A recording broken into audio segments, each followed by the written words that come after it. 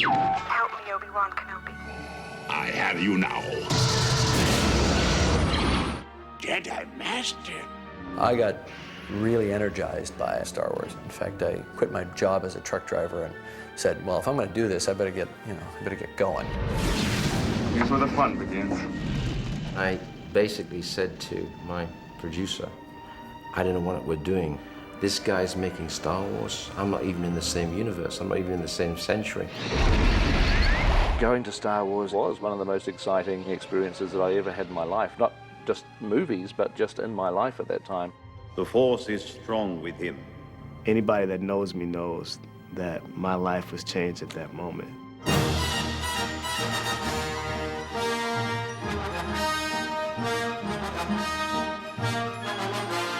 For a generation of film fans, the release of Star Wars was an event of epic proportions. First time I saw Star Wars was opening day at the Grauman's Chinese Theater. The Chinese was the best place to go because it's a big screen then. That weekend it hit, and it was the thing to do. And our friend surprisingly said, let's go see it now. Well, I'm one of those lucky generation that saw Star Wars at the perfect age. I was 16 years old. I was a 9-year-old little boy living in South Central LA. I believe I was 14 years old, and I took the bus into Hollywood. And it was jam-packed. We stood in long line. We stood in line for like what seemed to be like forever. I was the 9th person in line, and I was by myself. And then some friends showed up later, and then they cut into line with me, which kind of pissed me off because I'd been waiting. I didn't know what it was all about, while we were standing in line. And I had heard rumblings about it, but nothing specific, really. Somehow you just knew that it was going to be a very special film. I'm not exactly sure how we knew that. The anticipation, this place was rocking. When we finally got in the theater and the lights went down, I was getting impatient. And then the movie started, The Fox logo came up and the title went off. And the first things I saw were a long time ago in a galaxy far, far away. And then boom. When that crawl came up, that was a surprise, and you could just feel the excitement of the crowd. And then the first scene comes in, and the rebel ship goes by. I cheered, the audience cheered, and I thought, this is great. And then the spaceship that was chasing it came out. And the Imperial Star Cruiser is chasing out the rebel ship, and you see the planet in the distance. And it just kept going and going and going. And went on and on. I mean, that's when you felt the audience's excitement start to rise the longer that was passing overhead. And by the time that thing passed overhead, the audience was freaking out. I was freaking out, and I knew what I wanted to do for the rest of my life. As audiences emerged from theaters around the world, they brought with them a realization that cinema had been fundamentally changed. And when we came out, I thought, well, that is incredible. That's a whole nother kind of movie that has now been invented. Star Wars smashed open the possibilities of what film could actually do. It was like a seismic shift in how people perceived the cinema-going experience. Not only did it have powerful themes and stories that could resonate, but it was executed in a way that was so much more believable and so much more exhilarating than anything that we'd seen before. It changed my life totally. I was like, I think I saw it from that moment on nearly once a week. It wasn't just that I hadn't seen effects like that, but it was so funny. We're all fine here now, thank you. How are you? And so fast. So exhilarating. And for aspiring filmmakers, it opened the door to a new world. It legitimized the way we were and who we were, and the fact that I could go home from school in the evenings and make spaceships out of cardboard tubes and model kits. And everybody like joked in film school about me because everybody was like inventors and Fassbinder and stuff. And for me it was like, I kind of couldn't stop talking about Star Wars. I was kind of stunned. I was depressed, actually. So I was like, damn it. Somebody else did it. But at the same time, it was like, yes, it's possible. Perhaps most importantly, Star Wars introduced cinematic techniques and innovations that would change filmmaking for the better in years to come. There were 2 or 3 key innovations. One, motion, incredibly dynamic. You know, George is an editor, he thinks in cuts, and that film took the stunning kind of sense of detail and the starkness of space that you saw in 2001 and just kicked it into high gear, just turbocharged it, where everything was moving and crossing, and there was huge scale and tremendous depth to the shots. He said, I am going to put this together in a way that you've never seen it. And it did. It just, that's why it blew people's minds. And the technological innovations that went into moving those ships and creating that kineticism, you know, the motion control that made that possible. You know, that was a major milestone in visual effects history that everyone acknowledges. It redefined for me the way I think about science fiction, the way I think about fantasy, the way I think about how special effects can be used in storytelling. Another of the film's key innovations was the concept Lucas called the used future. Up until then, all science fiction, everything looked like it had been made the day before and just delivered, and you imagined all these spaceships having that kind of new car smell. Everything was pristine and stainless steel and perfect. And now all of a sudden there was a future that looked like people had lived there for a long time. What a piece of junk. She may not look like much, but she's got it where it counts, kid. It was the first time I'd ever seen science fiction or fantasy presented in that way, that everything was beaten up and dirty and oily and greasy and grimy, and you just believed in it. Would it help if I got out and pushed? Because if you believe in the world, you're going to believe in the characters and the emotions and the story. He made the impossible real. And within the context of that fantasy, he said people still have to wash behind their ears at night. There was a textural reality to it, and that was breathtaking. No one had seen that before. And that was another wonderful touch. Influenced me when I did Alien. I thought I'd better push it a bit further and make them like truck drivers.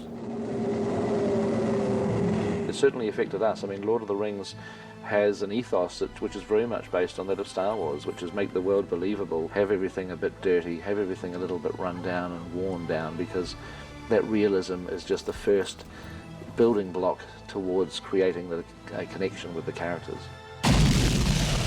The company George Lucas founded to make the special effects for Star Wars created a new standard for realism in visual effects.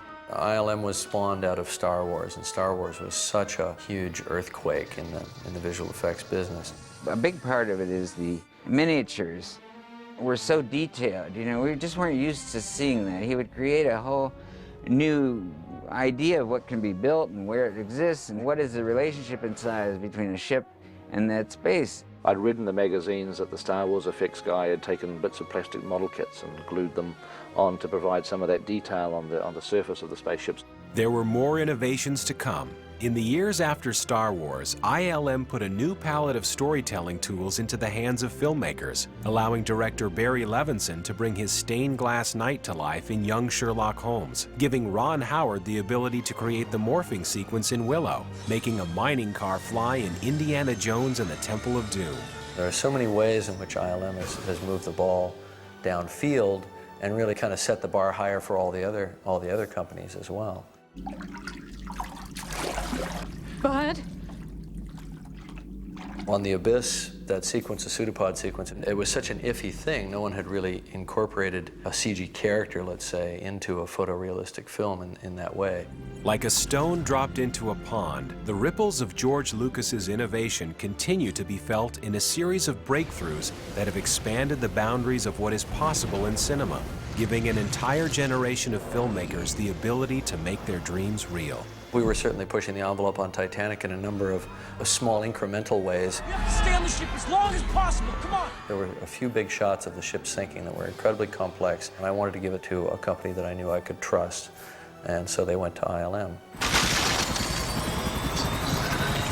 We've reached a point collectively where the only limitation is your imagination. Get out. And that's a unique thing, because that condition hasn't really existed before in the history of filmmaking. ILM has given a tremendous gift to the world, and especially to the world of filmmaking and filmmakers. They have freed our imaginations, and they have allowed us to dream and be guaranteed that our dreams will come true on the screen. Going beyond the world of visual effects, Lucasfilm became an innovator in motion picture sound and editing, creating the Edit Droid, which led to revolutionary changes in film editing and was a precursor to the nonlinear editing systems in use today. The Edit Droid was one of the pioneering works. Lucasfilm really was the only place at that time willing to take a risk. And George did take the risk.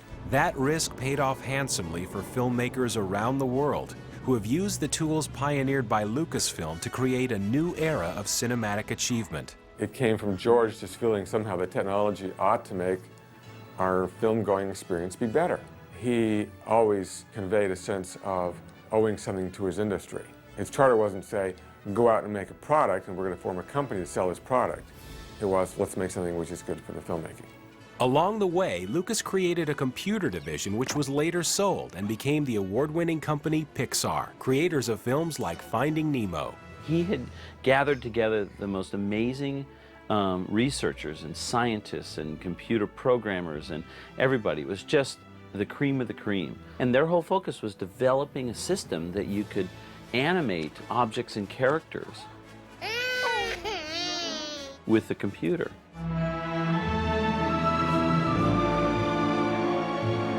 Just as Star Wars is the story of freedom from enslavement, it's remarkable in the way that George Lucas was able to not be enslaved to studios following Star Wars. And that spirit of independence and the value of independence has allowed the technology of film to move forward because of all the investments that George Lucas has made in digital sound and digital editing and digital photography and digital effects. And all of us who are making films today are benefiting from that. Armed with revolutionary digital tools, today's filmmakers continue to push the medium forward. Yet none of them can forget the film that opened the door, pointing the way to their cinematic future. Star Wars is really what inspired me to want to make the kind of films that we've pursued. Turned me around 180 degrees as to what I felt I ought to be doing. And what's interesting is that the next film I made was Alien. It actually gave me a big sort of kick up the backside to get going as a filmmaker. I think when Star Wars would come out this year, when nobody knew about it, and it would be exactly the same film, it would be the biggest hit of all time. It was the perfect film to inspire a sense of wonder and a sense of enthusiasm about being a filmmaker. I told you I'd make it someday. May the Force be with you.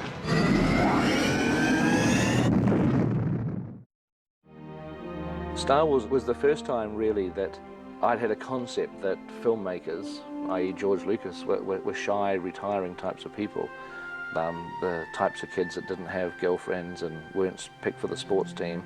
And this was like me, you know, I was living thousands of miles away, but I could recognize so much of myself and what I was reading about this guy who made Star Wars, George Lucas. I mean, the media were full of how shy and quiet he was, and yet it gave all of us who felt we were very similar, it gave us a lot of hope that we could persevere and achieve the sort of things that he achieved.